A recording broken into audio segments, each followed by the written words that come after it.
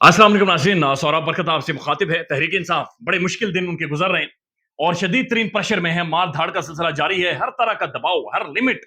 ऐसा महसूस हो रहा है कि कोशिश की जा रही है कि लिमिट से भी आगे वाली कोई लिमिट हो वो क्रॉस की जाए और उन्हें हर तरह का दर्द, पेन, अजियत हर तरह की पहुंचाई जाए। शहरयार अफरीदी साहब जो इस वक्त जेल के अंदर मौजूद हैं, उनके भाई का आज इंतकाल हुआ, लेकिन शहरयार साहब को इजाजत नहीं दी गई कि वो अपने भाई की आखिरी रस्मात यानी नमाज जनाजा में या आखिरी दफा उनका दीदार कर लेते। इस चीज की उन्हें इजाजत नहीं मिली। शहरयार अफरीदी के बारे में इतलात यह है कि उनका बाजू रोड का तोड़ा गया है और एक साइड का उन्हें फालिज हो गया है, उनसे चक्की पिसवाई जा रही है और डेथ सेल के अंदर उन्हें रखा गया है। यानी आप अंदाजा लगाइए, जब ये सब कुछ हो रहा है तो हुकूमत खामोश है।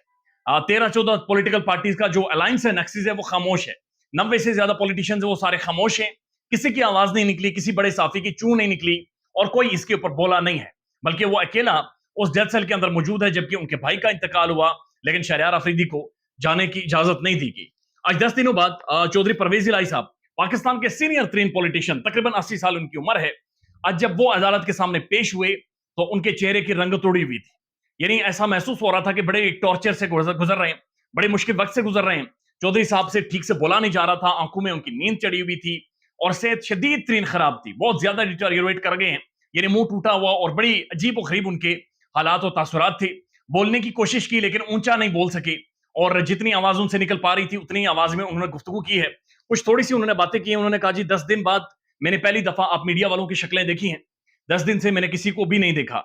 10 दिन से मुझे यानी कोई भी बाहर नहीं लेकर गया। मैं एक ही जगह पर बंद हूं और एक ही जगह पर मुझे 10 दिनों से रोका गया है।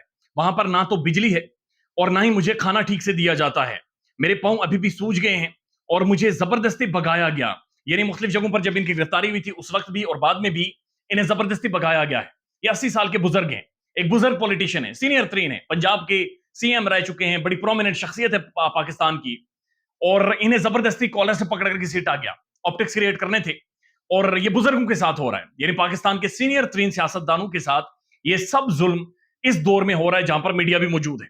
उसके बाद उन्होंने कहा कि मुझे किसी से भी मुलाकात करने नहीं दिया जा रहा, मेरे घर वालों से भी मुलाकातें मेरी बंद हैं। और यहां पर उनसे पूछा गया कि क्या प्रेस कॉन्फ्रेंस के लिए आपको कहा जा रहा है, तो उन्होंने कहा प्रेस कॉन्फ्रेंस तो दूर की बात है, मुझे किसी से मिलने भी नहीं दिया जाता। प्रेस कॉन्फ्रेंस तो मैं क्या करूंगा, यहां आकर भी यानी अदालत के अंदर आकर भी किसी से बातचीत नहीं करने दी जा रही, बल्कि मुझे रोका जा रहा है। मुझे याद आया नवाज शरीफ साहब जब जेल के अंदर मौजूद थे, ये मरियम साहबा मौजूद थी, तो उस दौरान इनकी डिमांड्स आती थी हर हफ्ते। एसी लगवाना है, बेडशीट चेंज करवानी है, सफाई करवानी है। मियाँ साहब के खाने का जो मेन्यू है वो लीक हुआ था, जिसमें कीमा, गोश्त, निहारी और ऐसे ऐसे खाने थे जो शायद मैंने और आपने जिंदगी भर नहीं खाए होंगे। लेकिन वो सारी चीजें, वो सारी सहूलतें उन्हें प्रोवाइड की जाती थी। मियाँ साहब के एसी का मसला होता था तो पूरी दुनिया खड़ी हो जाती थी, बैनुल अक़वामी तंजीमें इसके ऊपर बातचीत करती थी और पाकिस्तान के अंदर बड़े बड़े साफी इसके ऊपर चीखो पुकार करते थे कि दुनिया आप पर पाबंदियां लगा लेगी अगर मियाँ साहब को आपने ये सारी सुविधाएं या सहूलतें जेल के अंदर प्रोवाइड नहीं की तो। लेकिन बदकिस्मती से यहाँ पर घड़ी की सुइयां उल्टी घूम रही हैं और पाकिस्तान के सीनियर तरीन पॉलिटिशियंस की बाकायदा से तस्दीक की जा रही है। लेकिन कौमी असेंबली के अंदर से आज एक आवाज आई है, बल्कि सेनेट के अंदर से आई है और ये बशारत राजा साहब ने आज इसको ट्वीट भी किया है, जहां पर सेनेटर रजा रब्बानी जो साबिक सेनेट के चेयरमैन भी रह चुके हैं, उनकी जानिब से उन्होंने ऐवान में तकरीर की है। और बशारत राजा के मुताबिक जो उन्होंने ट्वीट किया है कि सेनेटर रजा रब्बानी ने ऐवान में तकरीर करते हुए कहा है कि 9 मई को फौजी तनसीबात पर हमले किए गए, इनके खिलाफ सख्त कार्रवाई की जाए। यानी जिन लोगों ने भी ये लाइन क्रॉस किया उनके खिलाफ सख्त कार्रवाई की जाए। और ये भी याद रखना चाहिए कि ये तमाम चीजें कानून के मुताबिक होनी चाहिए। सिविलियंस को आर्मी एक्ट के तहत या आर्मी की कवानीन के तहत ट्रायल नहीं होना चाहिए। उन्होंने कहा कि मुझे दुख है कि सिविलियंस का आर्मी ट्रायल के हवाले से बातचीत हो रही है।